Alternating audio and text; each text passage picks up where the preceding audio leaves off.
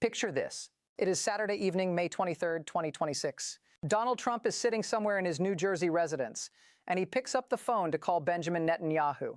The two men have been fighting this war together since February 28th. They launched the strikes together. They killed Iran's supreme leader together. They destroyed nuclear facilities together. They have presented a unified front to the world for 12 weeks. And now Trump is calling Netanyahu to tell him something that the Israeli prime minister does not want to hear. A deal with Iran is coming. It is largely negotiated. The Strait of Hormuz is going to reopen. And the terms, at least in the version that Trump is prepared to sign, do not fully match what Israel went to war to achieve. Netanyahu's response to that phone call, delivered through an official statement the very next morning, is one of the most significant diplomatic moments of this entire conflict. He tells Trump he will maintain freedom of action against threats in all arenas, including Lebanon. 5 words. Freedom of action. In all arenas. That is not the language of an ally celebrating a peace deal. That is the language of a sovereign state telling its most important partner that it reserves the right to keep fighting regardless of what any agreement says. This is the story of how the deal that is supposed to end the Iran war may be creating a new conflict between the two countries that started it. And it is the story of how the Strait of Hormuz, the waterway that has been closed for 87 days and has shaken the global economy to its foundations, is about to change in ways that no government has fully explained to its own people. If you are watching this channel for the first time, subscribe right now.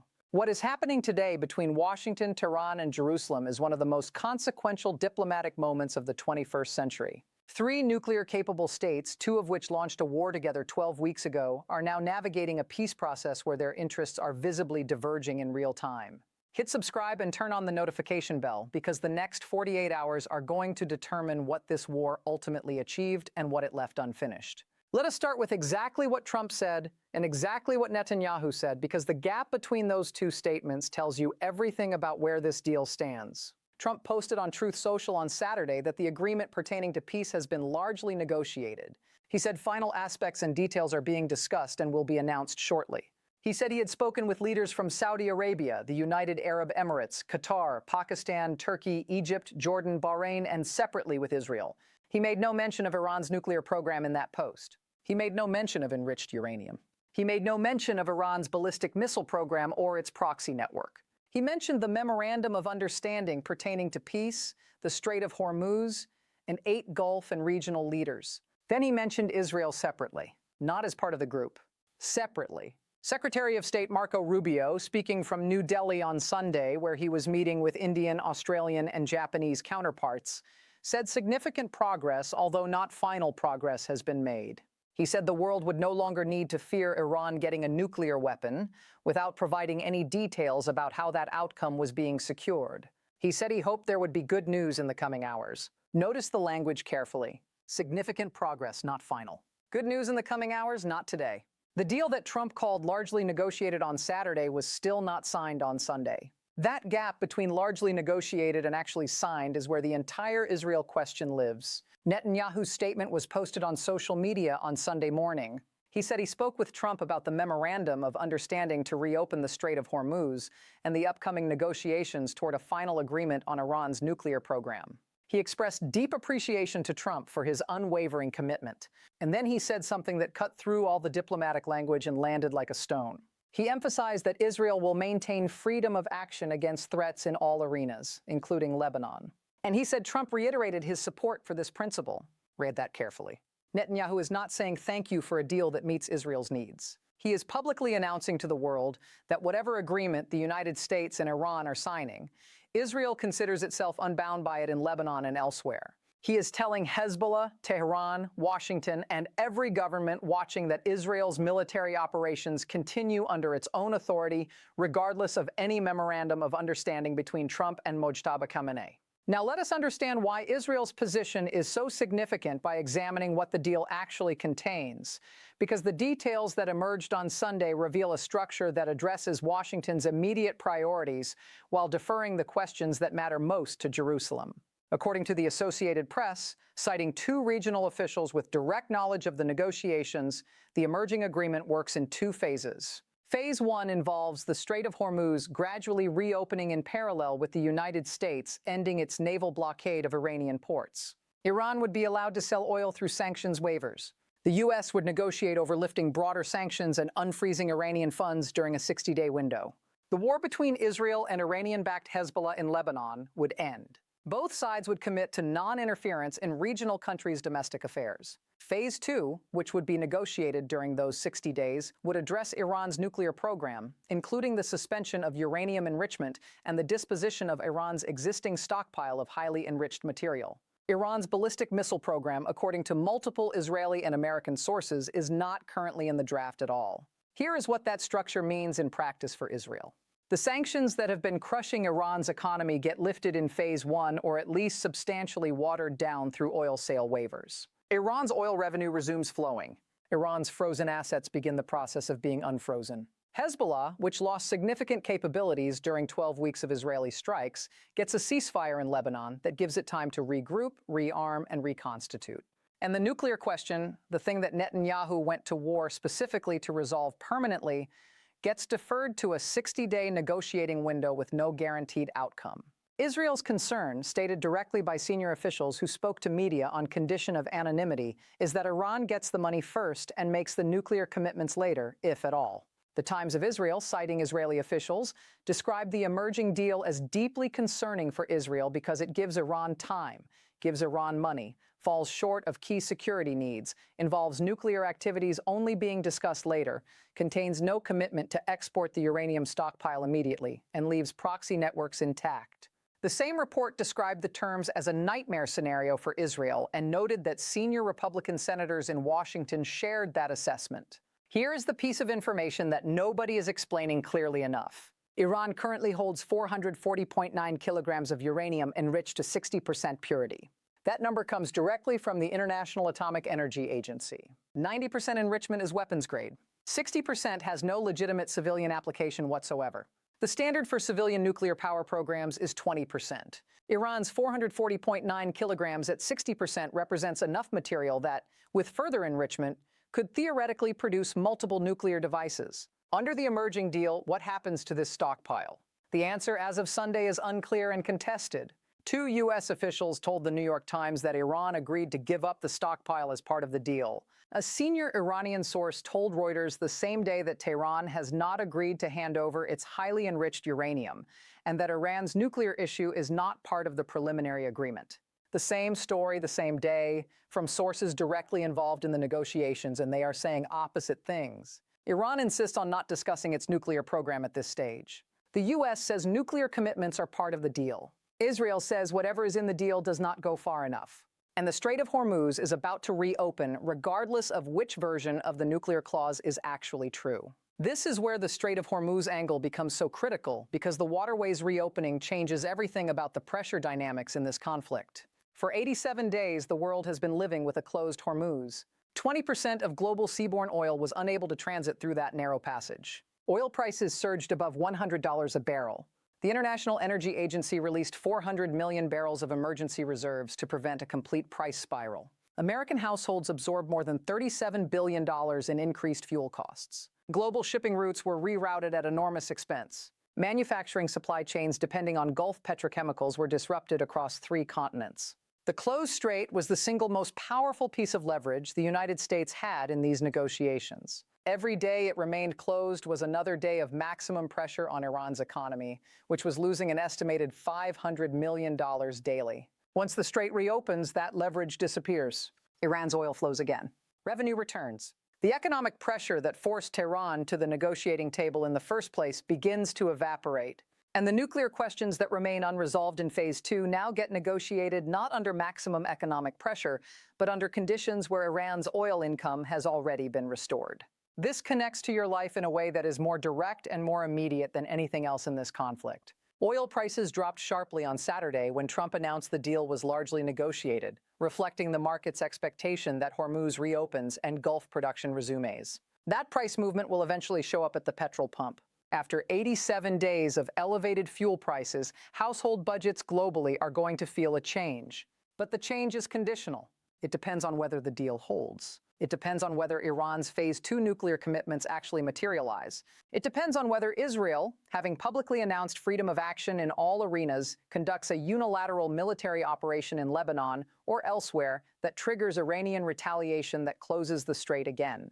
The relief at the pump that markets are pricing in today is real but fragile, and understanding its fragility requires understanding exactly what Netanyahu said and what he meant. Subscribe to this channel right now if you want to follow every development in what happens next. The deal announcement, the Hormuz reopening, the nuclear negotiations in the 60-day window, and whatever Israel decides to do with its freedom of action. This story is moving faster than any single news cycle can track. Hit that subscribe button. Let us examine the specific language of what Iran has and has not agreed to, because the contradictions between U.S. and Iranian accounts of the same deal are themselves a story. U.S. officials told Axios, the New York Times, and the Associated Press that Iran gave verbal commitments through mediators about the scope of concessions it is willing to make on suspending enrichment and giving up nuclear material. Verbal commitments through mediators, not written commitments, not treaty language, not formally signed and deposited with the IAEA. Verbal commitments passed through Pakistani intermediaries. Iran's semi-official Tasnim news agency said the deal would restore Hormuz traffic to pre-war levels within 30 days, and that the naval blockade must be fully lifted within 30 days. Iran emphasized it would exercise sovereignty over the Strait of Hormuz through various means. Iran's foreign ministry spokesperson Esmail Baghaei described the draft as a framework agreement requiring 30 to 60 days for final details, and said the Strait of Hormuz is among the topics discussed, while explicitly stating that nuclear issues are not part of current negotiations. A senior Iranian source told Reuters directly that Tehran has not agreed to hand over its highly enriched uranium. Iran's ballistic missile program, according to Israeli sources, is not in the current draft at all. So what exactly did Iran agree to? Based on the publicly available accounts from both sides, Iran agreed to reopen the Strait of Hormuz under a managed protocol in exchange for the U.S. lifting its naval blockade and providing oil sanctions waivers. Iran agreed in principle to discuss its nuclear program during a 60-day window. Iran agreed to commit that it will not pursue nuclear weapons, which is a commitment Iran has always maintained publicly, regardless of its actual enrichment activities. And Iran agreed to an end of hostilities in Lebanon. What Iran did not agree to, according to its own officials and sources, is physically surrendering its 440.9 kilogram stockpile of 60% enriched uranium before the deal is signed. The Netanyahu factor is the variable that no American or Iranian official has fully addressed. When Netanyahu says Israel maintains freedom of action against threats in all arenas, including Lebanon, he is specifically referencing Hezbollah. Israel has been striking Hezbollah positions in Lebanon continuously throughout this conflict. The proposed deal includes an end to the Israel-Hezbollah war as part of Phase 1. But Netanyahu has not agreed to stop striking Hezbollah. His statement on Sunday makes clear that from Israel's perspective, the military campaign against Iran's proxy network continues under Israeli sovereign authority, even after any U.S.-Iran MOU is signed. What happens when Israel launches a strike on Hezbollah after the deal is signed? Does Iran treat that as a violation of the agreement? Does it reclose the strait? Does the 60-day nuclear negotiating window survive an Israeli military operation in Lebanon? These are not hypothetical questions. They are the immediate operational questions that every government in the region is asking right now. Avigdor Lieberman, leader of the hawkish Israeli opposition, put the bluntest frame on it.